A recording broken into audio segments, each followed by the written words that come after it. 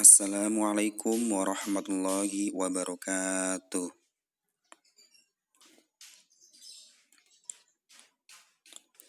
Selamat siang anak-anakku semua.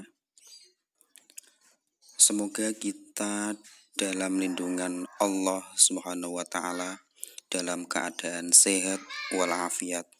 Amin. Perkenalkan, nama saya Muhammad Nurholis.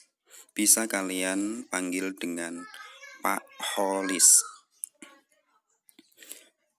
Di kelas 7 saya mengampu pelajaran bahasa Indonesia dan qiraatul kitab.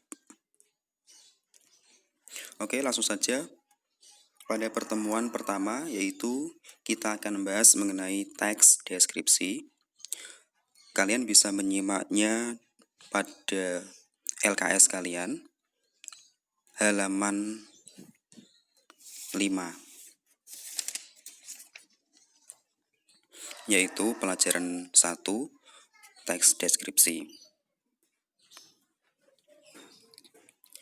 Ceritakan pengalamanmu di tempat baru menggunakan deskripsi. Ini seperti halnya ketika kalian waktu matsama, ya. Ketika matsama, kalian ini kan di tempat yang baru. Sebelumnya kalian berada di sekolah tingkat dasar, yaitu MI ataupun SD.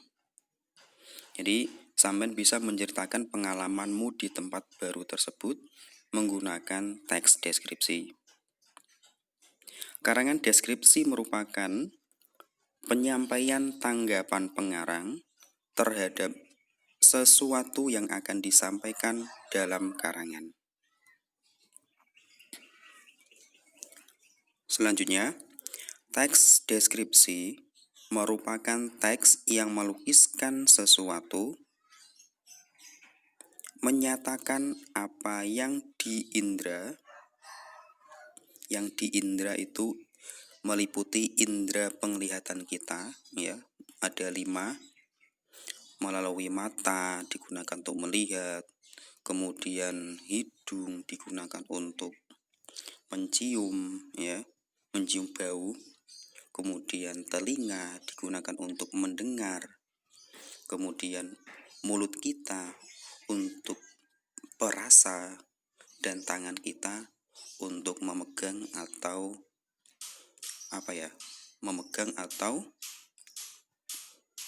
meraba. Kemudian melukiskan sesuatu, melukiskan perasaan berupa perasaan hatinya kalian ketika ketika kalian itu merasa senang dengan tempat tersebut. Dan perilaku jiwa dalam wujud kalimat. Nah, ini perilaku jiwa dalam wujud kalimat. Nggak cuma sampai rasakan saja, tapi harus kalian torahkan dalam bentuk tulisan. Next. Penggambaran informasi yang jelas sangat diperlukan oleh teks deskripsi, sehingga pembaca seolah-olah dapat merasakan langsung apa yang sedang dijelaskan dalam teks deskripsi. Dalam membuat sebuah teks deskripsi atau gambangnya, ya, membuat sebuah cerita dalam bentuk teks, seperti halnya ketika kalian mempunyai pengalaman. Mungkin pengalaman ketika study tour di kelas dasar kemarin, ya. Itu bisa sampean buat dalam bentuk teks deskripsi. Bagaimana caranya membuat si pembaca seolah-olah merasakan langsung, meskipun kalian hanya bercerita. Nah, ini jadi pintar-pintarnya kalian untuk merangkai kata. Kemudian kita lanjut pada ciri-ciri teks deskripsi. Yang pertama, menggambarkan atau melukiskan sesuatu. Bukan arti menggambarkan itu terus kalian itu menggambar. Kemudian arti kata melukiskan sampean harus melukis, bukan. Dari kata tersebut, dari gambaran cerita sampean, itu sampean buat sebuah cerita. Ya. Yang kedua adalah Penggambaran tersebut dilakukan sejelas-jelasnya dengan melibatkan kesan indera. Jadi apa yang sampean lihat, apa yang sampean dengar, apa yang sampean rasakan, ya, itu harus ada penggambaran dari indera. Kemudian menjelaskan ciri-ciri seperti warna, kemudian ukuran, kemudian bentuk, dan juga keadaan suatu objek secara terperinci. Dari kata warna, ukuran, bentuk, dan keadaan itu bisa kita contohkan pada spidol. Spidol ukurannya panjang, kemudian bentuknya panjang, kemudian melingkar, mempunyai sifat juga digunakan untuk menulis, ya, dan yang lainnya bisa kalian rincikan sendiri. Kemudian membahas mengenai tujuan teks deskripsi. Nah, dari tujuan ini digunakan untuk siapa atau dijelaskan untuk siapa? Nah, ini untuk dijelaskan atau menjelaskan kepada pembaca mengenai suatu hal. Yang pertama, mengenai objeknya. Objek ini seperti contoh tadi, ya. Objek spidol tadi. Kemudian gagasannya. Harus ada gagasan atau inti dari sebuah cerita. Kemudian tempat. Nah, ada lagi peristiwa melalui perincian. Pastinya, ya, ada peristiwa mulai dari A sampai Z. Itu ada tahap-tahapannya tersendiri. Jadi kalau membuat sebuah cerita itu jangan dibulak-balik, tapi mulai dari A sampai Z. Nah, ini. Yang terakhir adalah detail mengenai objek yang dibicarakan sehingga pembaca seolah-olah melihat. Seolah-olah melihat ini dari tujuan teks deskripsi. Seolah-olah melihat, kemudian mendengar, merasakan sendiri hal yang disampaikan dalam suatu teks. Makanya kalau membuat sebuah cerita, buatlah semenarik mungkin agar si pembaca ini ikut atau terhanyut dalam cerita sampean. Kemudian menentukan isi teks deskripsi. Berdasarkan kriteria karangan deskripsi, yang pertama yaitu memberi gambaran. Memberi gambaran tentang suatu benda, atau bisa tempat, atau juga bisa suasana. Kemudian yang kedua, penggambaran dilakukan dengan melibatkan panca indera. Contohnya, jika yang dideskripsikan itu pemandangan, ya, berarti melibatkan kesan keindahan yang ditangkap indera tersebut, ya.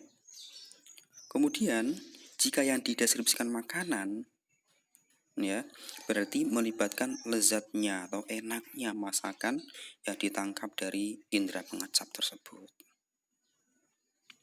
Yang ketiga, mempunyai tujuan agar seolah-olah pembaca bisa ikut mendengar, kemudian bisa ikut melihatnya secara langsung, meskipun hanya cuma membaca, ya, ataupun juga bisa merasakan apa yang dideskripsikan oleh penulis.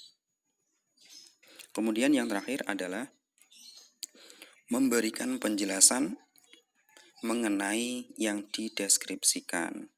Nah, ini itu bisa berupa warnanya, bisa berupa ukuran, kemudian sifat, dan lain-lain.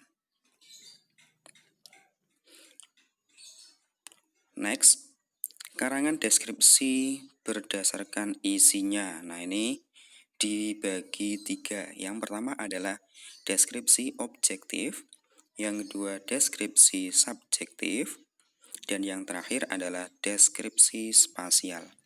Kita kupas satu persatu. Yang pertama adalah deskripsi objektif, adalah penggambaran suatu hal dengan mengungkapkan perincian identitas hal tersebut secara apa adanya, sehingga pembaca dapat membayangkan keadaan yang dideskripsikan tersebut. Yang kedua, mengenai deskripsi subjektif. Merupakan paragraf deskripsi yang dalam penggambaran objeknya disertai dengan opini penulis. Kata opini itu berarti pendapat. Jadi pendapat, ya, opini artinya pendapat. Dan yang terakhir adalah deskripsi spasial, merupakan upaya penggambaran suatu objek yang berupa ruang atau tempat tertentu agar pembaca merasakan seolah-olah melihat sendiri atau sedang berada di ruang atau tempat tersebut. Jadi, intinya deskripsi objektif itu menggambarkan atau mengungkapkan perincian identitas. Seperti halnya sampean ketika menggunakan baju sekolah, berarti itu kalian disebut dengan siswa. Jadi sampean nggak usah. Artinya sampean sudah bisa menentukan kalau orang berpakaian seragam sekolah berarti orang tersebut adalah siswa dan yang lainnya. Kemudian yang kedua itu mengenai objek. Jadi menurut pendapat sampean. Contohnya kalau ada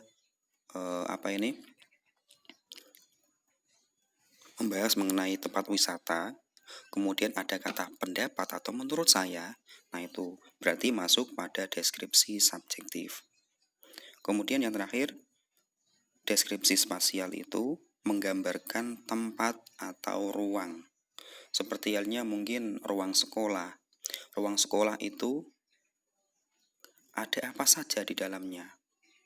Ya, ada papan tulis, ada meja, ada kursi, dan yang lainnya.